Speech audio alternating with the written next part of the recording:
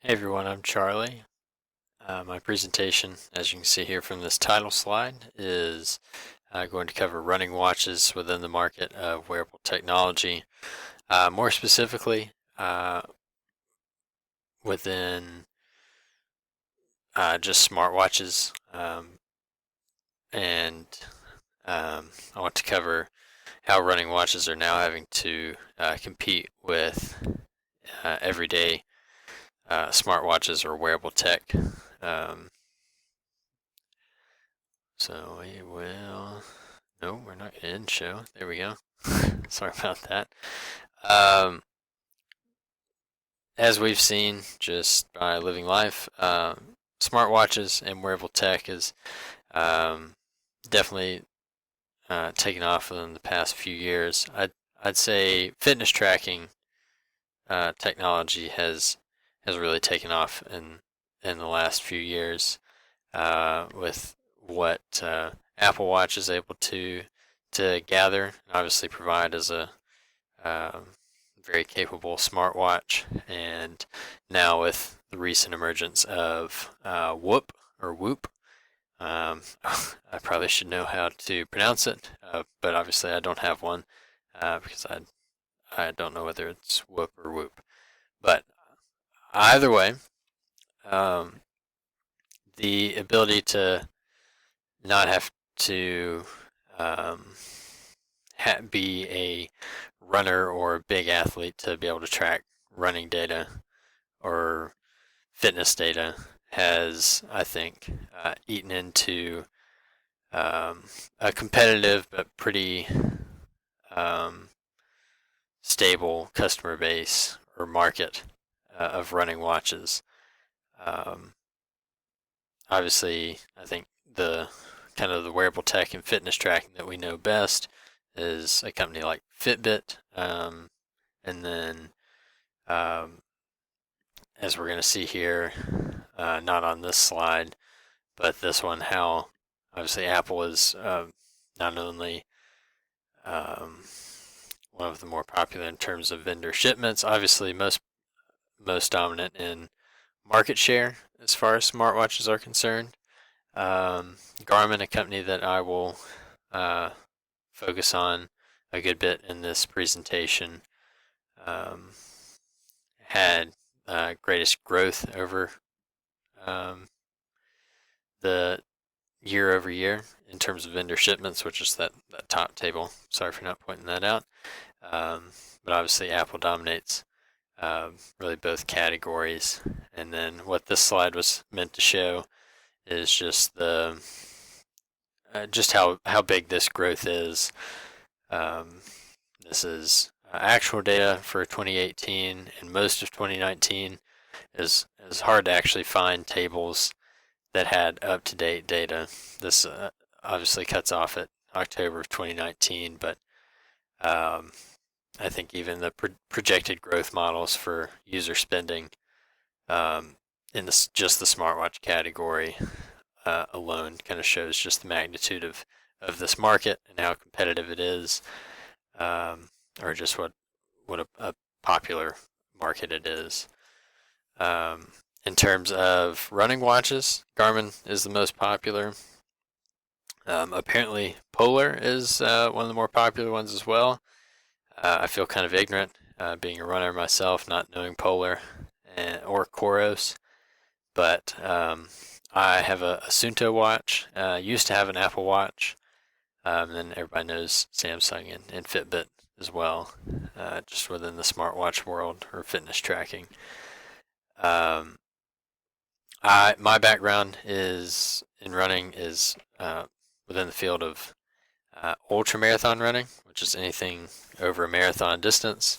And I run mainly trails, all trail races. So um, I definitely need a watch that I don't have to charge and is going to uh, be able to keep tracking me um, in remote areas or just out in the woods. Um, so I originally had an Apple Watch and got into my first ultra marathon or two with an Apple Watch, and I was never fast enough to run the race in time to not have the watch die on me. So when I moved from 50K to a 50-mile race, I knew I needed to purchase a watch that would definitely last upwards of 12 to 13 hours. So I bought a Suunto watch in 2018 and haven't looked back, mainly because I am not going to buy an expensive running watch and then buy an Apple Watch as well. But the reason I kind of bring ultra running into all of this is it's actually a pretty popular.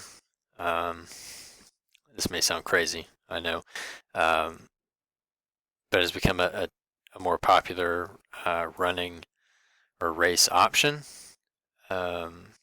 It's had growth of upwards at 345% in the past 10 years, bringing it to almost 330,000 yearly participants.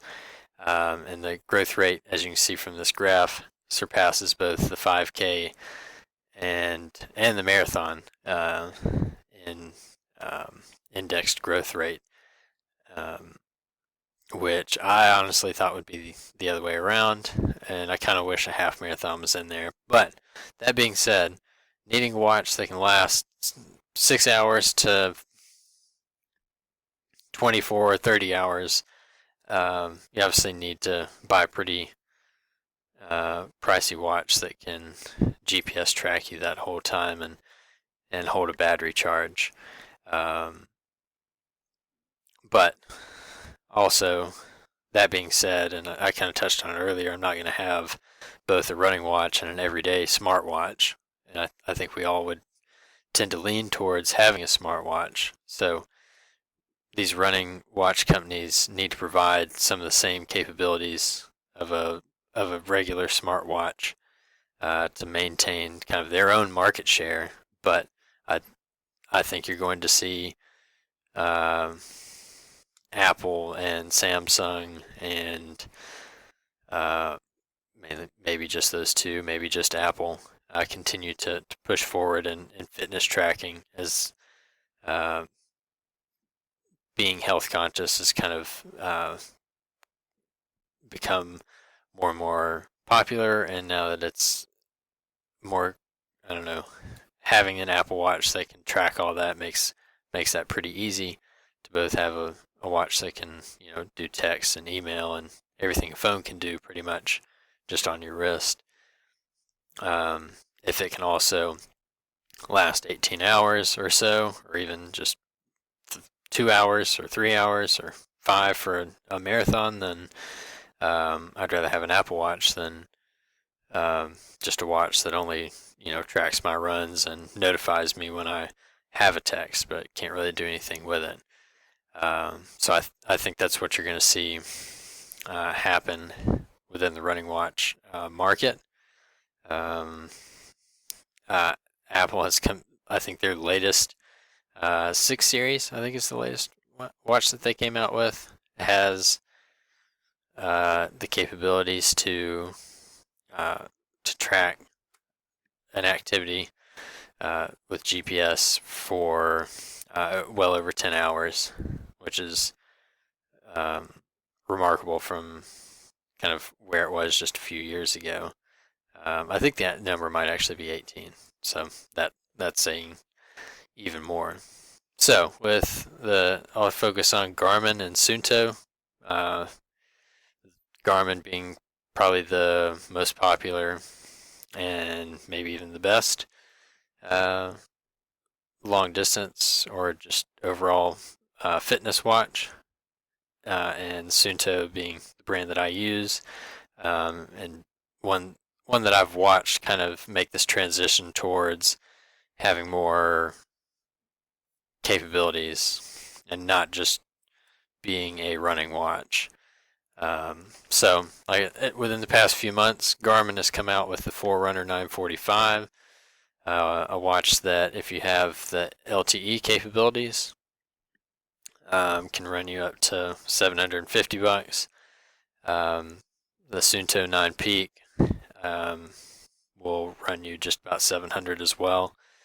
Garmin is leading the way, I think, in the advancement of just everyday capabilities, in that you're able to download music onto it. You can have turn-by-turn directions, upload training, and do sleep data and all this other stuff, in terms of like training load and whatnot, which Suunto's new watch, the 9 Peak, can do as well, but it does not do music. You cannot upload training, and it doesn't have the LTE capabilities that Garmin does. And when I say LTE, you're actually able to link it with your phone, leave your phone at home, go out for a run, go swim, do whatever you need to do, train for your triathlon, and leave your phone at home, listen to your music, and receive texts and notifications. One of the first big name watches that can provide the same battery power and GPS tracking that you demand as a training athlete, but also being just a regular human being that wants a phone that doesn't have to always have, or a watch that doesn't always have to have a phone on it, or around it at all times, which Suunto does require a phone to be there if you want to receive notifications, at least. Also with LTE capabilities, the Garmin 945, you can notify emergency authorities if something goes wrong. You can provide live tracking, even without your phone, and receive kind of messages through their app that connects to your watch. So if you're running a race and your mom wants to send you a good luck message during the run, it can be done. This is, believe it or not, kind of cutting edge as far as running watches go. Things that I think need to happen if they want to keep up, because as we've seen from companies like Apple, and in other markets, Amazon, if they can get the technology and be able to do it in a cost-effective manner, they're more than capable and willing to take over that market share. So I think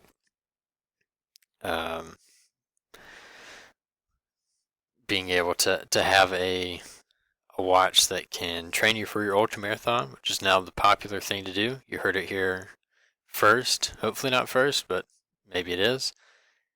But be able to, I don't know, have a running watch that functions also as a regular smartwatch. The whole touchscreen has been relatively new, or it's at least been pushed in a direction of actually being competitive with that of an Apple Watch or something like that. So to be able to now do that and provide the same level of fitness tracking is a good sign. But like I said, I think if Apple continues to increase its battery life with GPS, I think you'll continue to see them eat into this market share. But as an ultra runner, I wouldn't be opposed to getting an Apple Watch that I can run a 100-mile race in. But until then, the Suunto 9 Peak, which I don't have, I have it's the year before, still gives me up to 100 hours of GPS tracking if I'm really willing to do all that. Right now, I'll just stick with 24 as kind of a max, but I know that probably sounds crazy. But that's all I have on this topic. Hope it made sense and was interesting. I know it's obviously interesting to me, being the running nerd, but yeah, that's all I've got. Thank you.